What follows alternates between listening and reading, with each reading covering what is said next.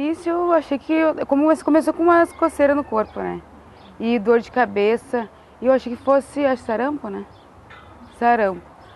Aí eu fiquei uns 3 dias, comecei a passar mal. Comecei a me dar um pouco de enjoo, né? Mas acho que é por causa dos nervos, eu achei que eu tivesse grávida e fosse o sarampo. Andressa Gomes, 22 anos, primeira pessoa da Vila Tio Zeca infectada pelo Zika vírus. No beco em que Andressa mora, pelo menos outras 8 pessoas foram infectadas pelo vírus. De janeiro a abril de 2016, foram 145 notificações de Zika vírus, com a confirmação de 12 casos importados e 15 autóctones. Casos autóctones recebem este nome quando a infecção ocorre na cidade de residência da vítima. Destes 15 casos com origem em Porto Alegre, 12 foram identificados na Vila Tio Zeca, do bairro Farrapos. A Vila Tio Zeca ocupa um quarteirão entre as ruas Dona Teodora e Frederico Mendes e a Freeway, uma das principais entradas da cidade. Está localizada a poucos metros da Arena do Grêmio. Ali moram um número incerto de pessoas. Isso porque a vila surgiu de uma ocupação irregular no local. Com a iminência de retirada e transferência dos moradores em função da construção de uma nova ponte que ligará Porto Alegre ao município de Guaíba, ocorreram novas invasões, precarizando ainda mais a situação dos moradores. Por ser uma área irregular, segundo a assessoria do Departamento Municipal de Água e Esgoto, a Justiça não permite a urbanização da área ocupada. Ela tem redes precárias de abastecimento de água, mas não há redes de esgotamento sanitário. A água a gente puxou da esquina ali, que é geral, né? Mas esgoto não existe. Se a gente não puxar o esgoto da nossa casa até a esquina, o saneamento é bem ruim. Na Vila Farrapos nós tivemos alguns casos de Zika vírus, um pequeno surto de Zika vírus. As condições ali eram muito condições de acúmulo de reciclagem, né? Muito material inservível em volume. Algumas carcaças de veículo, resíduos, latas, tonéis. Aí eu fui no médico, fui no UPA. Primeiro eu fui no posto. Aí no posto me falaram que eu tinha que fazer uns exames mais detalhados, que podia ser Zika, né? Aí eu fui no UPA e lá foi diagnosticado que era o vírus Zika. Pessoas com os mesmos sintomas, com sintomas semelhantes da mesma região. Daí isso chamou atenção, a gente ligou para a vigilância epidemiológica e aí a gente foi orientado a começar a notificar como um caso suspeita de Zika dengue. Porque, na verdade, quando se investiga Zika, se investiga também dengue e chikungunya. A princípio não se sabe o que é, porque elas têm sintomas parecidos, essas doenças, né? E aí a gente começou a notificar esses casos, né? Esses 7, na verdade, apareceram uns 15 casos naquelas 2 semanas ali. E aí a gente foi notificando e foi obedecendo as orientações da vigilância epidemiológica. Ao lado da casa de Andressa, existia uma obra. E ali, mais 2 pessoas foram infectadas. Foi meu sogro e ele. Na verdade, começou pelo meu sogro. Começou a ter muita diarreia, muita febre alta. Daí ele acabou indo no poço. Passou uns 2, 3 dias, ele também ficou pequenininho. Daí a gente começou a dar umas manchinhas vermelhinhas, assim. Ele começou a se coçar muito, a febre muito alta. Daí a gente acabou levando eles no posto. Daí eles começaram a fazer o tratamento, né? Só que a princípio ainda não sabiam o que era. Daí tiveram que fazer os exames. Daí depois eles abaixou a febre. Aí depois chegou os exames, daí descobriram que era Zika mesmo. A poucos metros de Catiele, mora Andrelise Fontoura, de 37 anos. Na sua casa, o marido e os 2 filhos foram infectados pelo vírus. Mas tipo que nem a médica do posto mesmo ali, a doutora, a enfermeira, né, que é a Tânia, ela mesma disse que não tem nem ela sabe muito sobre isso ainda, né, não tem muita informação sobre isso. As orientações foram dadas já desde o início, né, que seria bom eles usarem repelente, porque se eles estivessem com o Zika, com a dengue, seria bom eles usarem repelente para que outros mosquitos não picassem nele, não continuassem transmitindo. Foi dado também, às vezes, em algumas situações, orientado a ficar mais em casa, evitar de sair, principalmente para as grávidas. Foi dado o repelente, que aí veio o repelente, alguns repelentes a gente priorizou as grávidas para elas usarem. E também orientado, se aparecer os sintomas, coceira pelo corpo, febre baixa, o olho irritado, às vezes um pouco de dor nas articulações, eles foram orientados a vir no posto, porque a gente também iria pedir exame para eles. Além das recomendações de controle, houve uma intervenção da vigilância sanitária na região. Com os agentes de endemias, com a estrutura da prefeitura, se prioriza ações nessas regiões. O caso ocorrido na Vila Tio Zeca mostra que as políticas públicas estão sendo aplicadas no controle do surto da doença. No entanto, não há uma prevenção adequada. Antes de ter caso de Zika vírus, a vigilância vinha até aqui? Não. Eles só começaram a vir depois que deu o caso e aí eles vieram passar a fumacinha aquela, né? Aí eles vieram passar a fumacinha. Isso, armadilha, isso mesmo. Depois, vai te falar a verdade, eu não vi mais. E o mosquito tá aí de novo. A menos de 100 metros do local em que ocorreram a maioria dos casos, um exemplo da falta de prevenção ao mosquito. Apesar de já ter ocorrido uma visita e das contínuas solicitações de Milton Amaral, um local potencial de contaminação segue há meses sem nenhuma intervenção. Esse problema dessa casa, que está com problema faz tempo já, né? Não é de agora. A família que morava aqui, até a dona da casa foi desenganada pelos médicos, estava doente, eles não tem não sabe o que aconteceu com ela. Só que a mãe dela tirou daqui que está perigoso, porque aqui está com foco de dengue, né? E tem bastante foco, o pessoal veio constatar, tiraram aqui a amostra, só que até agora não tivemos resposta, né? E tem crianças pequenas aqui, né?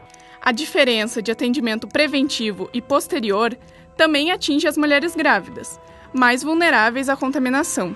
Renata esteve grávida no início das informações do surto de microcefalia no Nordeste e, apesar da insistência, só conseguiu realizar uma ecografia no 6º mês de gravidez. Só que o posto não adianta tu pedir nada, que eles não resolvem nada. Durante a gestação, chegou a receber alguma orientação no posto sobre o Zika? Chegaram a mencionar alguma coisa? Não. Nada. Eu que me cuidava, comprava repelente, passava 24 repelente, mas questão a eles não. Somente após o surto registrado, o acompanhamento às grávidas da região tornou-se mais efetivo. Fiz 4. A gente tem um protocolo já estabelecido de pré-natal, de rotina de pré-natal. Só que em momentos de Zika vírus, talvez alguma coisa, não tudo, praticamente a gente vai manter o mesmo pré-natal que se faz, ou se fazia antes. O que talvez a gente tenha que mudar, e isso vai interferir no planejamento do Estado, por exemplo, em relação às ecografias. Teoricamente, numa gestação de baixo risco, eu até posso não fazer nenhuma ecografia. Eu não vou achar esse pré-natal inadequado se não fizer. Não é, obviamente, na realidade, o que se faz atualmente. Normalmente, uma paciente costuma fazer pelo menos uma única ecografia na gestação. Mas se eu pensar em Zika vírus, em microcefalia, eu deveria fazer uma ecografia com 12 semanas de gestação, ou seja, no primeiro trimestre. Uma outra ecografia com 22 semanas, ou seja, no segundo trimestre. E eu teria que acrescentar uma nova ecografia mais tardiamente, com 32 semanas no terceiro trimestre, para tentar fazer um diagnóstico, por exemplo, de microcefalia, que possa aparecer mais tardiamente. Segundo pesquisa divulgada pelo IBGE, Porto Alegre possui uma população de mais de 750 mil mulheres, sendo 444 mil em idade fértil.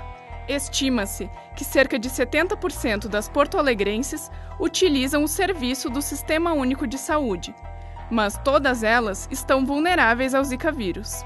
Um dado do Ministério da Saúde aponta que, em 81% dos casos de microcefalia, a mãe é negra. O surto de Zika vírus na Vila Tio Zeca seguiu a tendência nacional. 8 dos 9 casos identificados na reportagem eram em negros. No entanto, diferente dos dados nacionais, Porto Alegre não registra casos de microcefalia em função do Zika vírus. Porém, isso não reduz a preocupação. A gente não está falando só sobre doença de um ponto de vista físico, tá? não só a mulher, o marido e a família, elas vão provavelmente adoecer, né, no sentido bem amplo da palavra, diante do diagnóstico do nenê mal formado.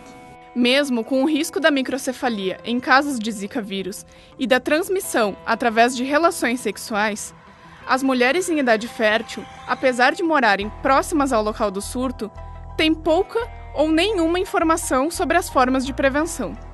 Olha, por meio da TV mesmo, porque eles vêm aqui e eles não vêm falar sobre como se prevenir. Eles chegaram a te orientar algum tipo de cuidado, de prevenção nas relações sexuais, assim, dos riscos possíveis? Não. Não, me falaram não sobre isso. As informações sobre prevenção, no entanto, têm sido repassadas nas reuniões de planejamento familiar realizadas no posto de saúde. A gente agenda 10 pessoas, porque aí primeiro explica todos os planejamentos, todos os métodos possíveis para ela depois pensar e ver qual é o melhor. E depois individualmente a gente conversa. Depois que ela tem uma orientação completa, por exemplo, existe camisinha, existe díula, que é a dura, pílula, injeção, existem várias possibilidades. Essa orientação que é comum pode ser feita em grupo. E depois que elas recebem essa orientação, elas podem vir conversar individualmente comigo ou com o Sidney para a gente ver o que cada uma pensou, porque também é uma decisão, não é nossa, né? É uma decisão em conjunto. Então a gente não tem ginecologista. O atendimento é feito por mim, que sou enfermeira, ou pelo médico, o Dr. Sidney, que ele é especialista em saúde da família. A falta de ginecologista não é exclusiva do posto que atende a Vila Tio Zeca. Segundo o levantamento do Sindicato Médico do Rio Grande do Sul, 64% dos postos de saúde não têm ginecologista. As políticas preventivas, voltadas às mulheres gestantes, não encontram paralelo em outros serviços prestados à comunidade. A Vigilância Sanitária instalou uma armadilha na região em que foram registrados os casos da contaminação. É uma armadilha plástica, tem um feromônio e os insetos acabam ficando grudados aqui dentro. Ele vai lá, coleta esses mosquitos, dá dengue, fêmeas, coloca num pequeno tubo de ensaio, que nem esse aqui, e é encaminhado para análise viral de dengue, zika e chikungunya. Com essas armadilhas nós conseguimos duas informações importantes. A infestação de fêmeas adultas, que realmente transmitem a doença no município de Porto Alegre, e se tem positividade para vírus ou não. Apesar dessa iniciativa da Vigilância Sanitária, o local continua vulnerável a novos surtos de Zika vírus, em função da falta de saneamento básico e de intervenção pública no local. Eu já até procurei algum deles para vir até a minha casa, porque tem um morador que fez uma poça atrás da casa dele, e aquela poça da casa dele, tudo que é sanitário deles vem tudo para aquela poça. Então o cheiro tá horrível. Eu penso nela que tá chegando o verão, né? Que como ela nasceu de 42 semanas é complicado para ela, né? E pedir ajuda, ninguém me ajuda. Não vê ninguém. Eles só vêm olhar aqui, diz que vão dar, vão procurar os outros órgãos, né, competentes, né? Mas até agora não tem resposta nenhuma. Eu sempre reforço para as pessoas que às vezes se assustam, o mosquito está desde 2001 aí, ele se adaptou muito bem ao ecossistema urbano, ele gosta muito do ser humano, vive na nossa casa, se cria na nossa casa e está espalhado por toda a cidade, em maior ou menor infestação. É uma doença que a gente tem que se preocupar para sempre. Não é, não vai ter mais. Não, é para sempre, é uma rotina de saúde pública. Por isso a importância de tentar eliminar esses criadouros, que é uma coisa bem fácil, e ficar sempre atento. Tem febre, dor de cabeça, dor nos olhos, viajou para um lugar que tem a transmissão da doença, procurar uma unidade de saúde, procurar seu médico e sempre relatar isso. E os profissionais de saúde notificarem casos suspeitos. Mas é uma questão de que os mosquitos estão aí e vieram para ficar. Até essa tecnologia mudar. A gente pode melhorar a tecnologia de controle, vacinação, mas erradicar uma espécie é uma coisa quase impossível.